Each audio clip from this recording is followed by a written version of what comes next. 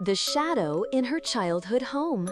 Have you ever felt eyes on you in an empty room? A presence that lingers just out of sight? Emily grew up in a house, hiding a terrifying secret.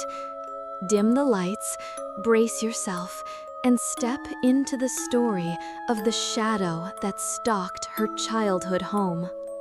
When she was 7, Emily and her family moved into an old house on the outskirts of a quiet town. The house loomed with weathered walls and sagging floors, its peeling paint and creaky boards whispering of forgotten stories. To Emily, it was no home. It was a labyrinth of shadows, heavy with an unspoken dread that settled into her young bones. This story unfolds through the eyes of that frightened little girl as Emily recounts it years later on her YouTube channel, Audio Horror. The memories are raw, vivid, and so terrifying they might keep even the bravest listener awake. If children are watching, this tale is not for them. Its horrors are too real, too unsettling for young minds. The terror began on the first night. Emily lay in her second-floor bedroom at the end of a dim hallway, lit by a flickering bulb. Clutching her stuffed bunny, she listened to the house groaning as if it were alive. Then came a sound, a slow, heavy dragging, like a sack being pulled across the floor downstairs. Her parents were asleep, and her 5-year-old brother, Tommy, was in his room across the hall. Heart pounding, Emily crept to the top of the stairs and peered into the darkness below. Nothing stirred in the moonlight-dappled living room, but then a shadow moved, tall, thin, and sourceless, gliding across the wall without a body to cast it. It stretched, twisted, and melted into the corner. Emily fled back to bed, burying herself under the covers, convincing herself it was a dream. But deep down, she knew it wasn't. The next morning, she told her mother, who dismissed it with a laugh, blaming old houses and tricks of light. Yet Emily noticed her mother's eyes flick nervously to the corner, as if she sensed something too. The shadow didn't stay downstairs. A week later, Emily woke to scratching inside her closet, slow, deliberate, like nails carving wood. Frozen, she stared at the closet door, ajar by an inch. Through the gap, a pale, bony hand curled around the edge, its fingers unnaturally long and thin. She screamed, and her father burst in, throwing open the closet. It was empty, just clothes and boxes. But Emily saw the scratches inside the door, deep and jagged, freshly carved. After that, Emily refused to sleep in her room. She'd sneak into Tommy's room, curling up on his floor, but the presence followed. The air would turn icy like a winter gust, and whispers filled the silence. Not words, but a hissing, almost voice that never formed. Tommy began waking from nightmares, sobbing about a tall man with no face, just a black void standing at his bed's foot, watching him.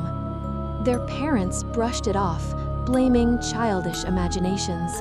But Emily noticed they avoided the basement, keeping its door locked and never descending alone. Once, she caught her father at the basement stairs, staring into the dark, his face ashen. When she asked what was wrong, he slammed the door and snapped at her to stay away. The horrors escalated. One night, Emily's bunny vanished.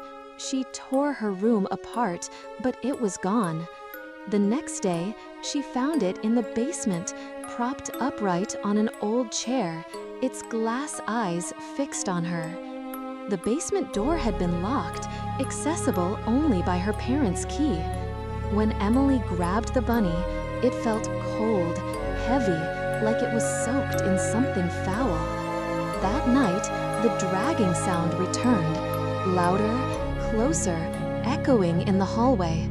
She locked her door, but the knob rattled, slowly at first, then violently, as if something demanded entry. Emily stopped confiding in her parents after they sent her to a therapist who blamed stress and an overactive imagination, saying old houses could feel alive to children. But that didn't explain the cold spots that trailed Emily, or the mirrors that reflected her image a second too late. It didn't explain the night she saw the shadow in her doorway, its faceless head tilted, watching her with an empty gaze. The worst came when Tommy vanished. Emily woke to find his bed empty, blankets strewn on the floor. She searched the house, screaming his name, until she found him in the basement, curled in a corner, trembling. He whispered that the tall man had called him downstairs, promising to show him something. Tommy couldn't recall what, but his hands were caked in dirt, and his arms bore scratches, as if he'd been dragged. A month later, the family moved out. Emily's parents never explained why, but she overheard their hushed talks of being watched and something wrong with that house. They never returned, but the mystery lingers. What haunted that house? Was it a ghost, a demon, or something worse?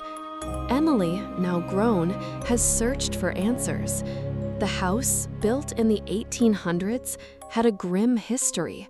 A family perished in a fire, and the father vanished beforehand, rumored to have set the blaze. Was he the shadow, trapped in the walls, seeking something or someone? Could it have been natural? Infrasound, perhaps? Low-frequency vibrations that unsettle the mind might explain the dread.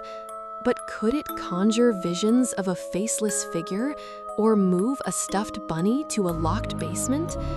The therapist's talk of psychological factors felt hollow against Tommy's scratches and the scratches in the closet.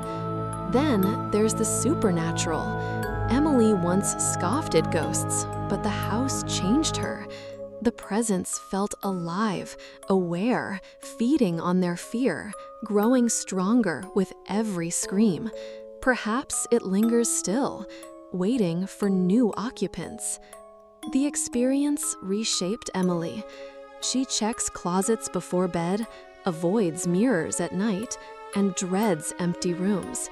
Nightmares of the shadow, its tilted, faceless head, still wake her. Sometimes, alone, she feels a cold breath or hears a faint dragging, as if the shadow followed her.